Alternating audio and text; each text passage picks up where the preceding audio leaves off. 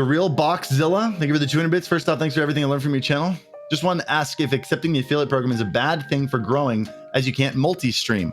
Multi-stream doesn't help you grow. So no, I don't think there's any detriment to that at all. I don't recommend multi-streaming.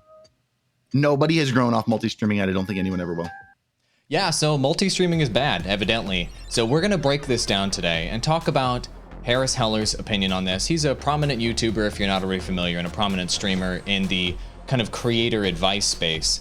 And in this clip, he's saying multi-streaming has never grown anyone, ever. Obviously, that's not the case. We have multiple examples of people that have grown, including you guys in the audience. And he's also saying that Twitch affiliate is good, too. So I want to break both of these down. And I don't want to take a dump on Alpha Gaming because I think they make great content. I think it's great for streamers, and he's a fantastic YouTuber. But we really need to pick this sort of opinion about multi-streaming apart because it's deeply flawed. And I'm going to kick it over to Perrin first. What's your take on this clip initially? What was the first things that you were thinking about when you saw this clip? What jumped out at you? I've heard it before. I've heard it before from creators his size. So upper medium level to larger creators generally have this assumption, and they have the line of thinking that multi-streaming doesn't work, because that's not how they got there. They didn't do that. That's not how they got success. They got success by grinding YouTube. They got success by grinding Twitch, and now they're successful. And that's not the path to get there, because that's not what they did.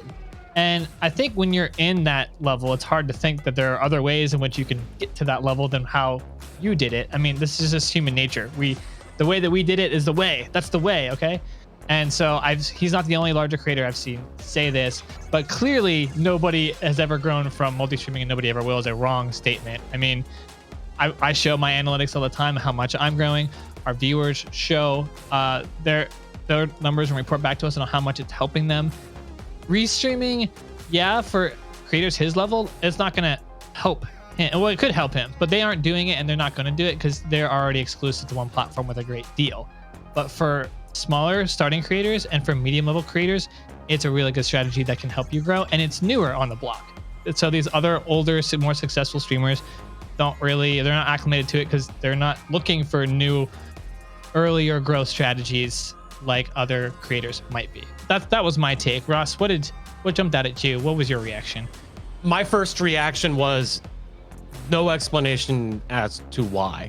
And I think that's going to be key here. And I would love to get that from him eventually, as why is, in his opinion, is restreaming, multi-streaming bad?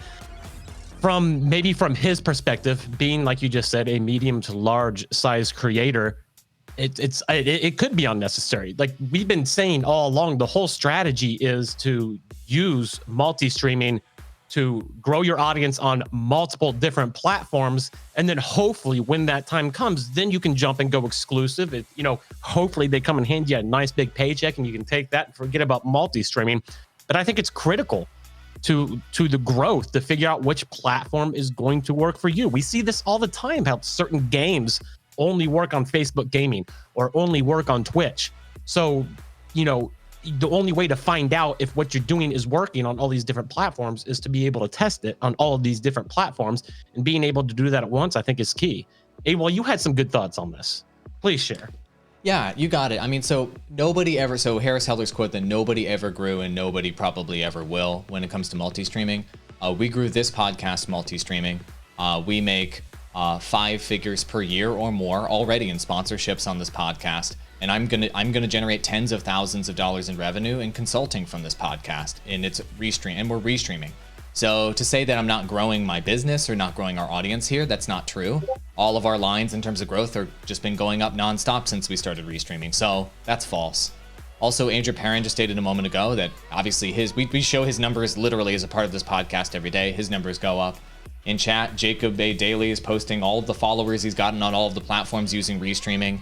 And I've coached about a dozen creators personally that are using the restreaming strategy and have showed me how the growth from all the platforms is benefiting all the other platforms. But to your point earlier, this strategy is for small to medium-sized creators. This is a new growth strategy that you need to do if you're not already big today. And Perrin mentioned a moment ago, these guys that already made it, that are already at the top. The argument is the people that are already at the top don't do this. Well, actually, you don't know that. When it comes to the people that are maybe in maybe not the top 10, but like the 20 through 100 streamers, A lot of streamers have multi-streamed in the past, and they've used that to great effect to move their audience between platforms, but they're not going to tell anybody about that now because they're paid to be exclusive somewhere. I've also run destinations in the past that have made 6 figures per year, multi-streaming destinations like TGN Squadron. And also look at events like E3 or PAX East or PAX West or any sort of major gaming announcement from Xbox, from PlayStation, whatever. Why are they multi-streaming? Because people with real marketing experience that have like actually scaled up businesses to like major levels, like way beyond what Alpha Gaming's business is probably a single-digit $1 million per year business. Good for you, Alpha Gaming, that's great. But businesses that scale up beyond single-digit millions to tens of millions and hundreds of millions know that the way you scale up your business is by releasing your content and your advertising and your marketing on more platforms. That's the only way to scale up when you reach end-end game. And no creator today has actually reached end-end game yet. And one of the reasons why, in my opinion, they haven't reached end-end game is because they aren't putting their content on every single platform everywhere all the time. And as soon as a creator realizes that at the very, very top, they will start to scale up their business and they will start to think like mega media corps think. I'm a former marketing executive, and I've seen companies where they will grow up to a certain point by being exclusive on one platform for one function. And then that's a glass ceiling, or that's a literal ceiling holding back their company's growth. And as soon as they open up multiple additional platforms for these functions to pump their marketing through, to pump their content through, to pump their live streams through, all of a sudden their business starts to scale up and grow again. So there is unlimited empirical evidence and historical evidence to show that releasing content on multiple platforms, releasing campaigns on multiple platforms, releasing advertising on multiple platforms increases results. There is zero empirical evidence to show that it does not. That's the bottom line.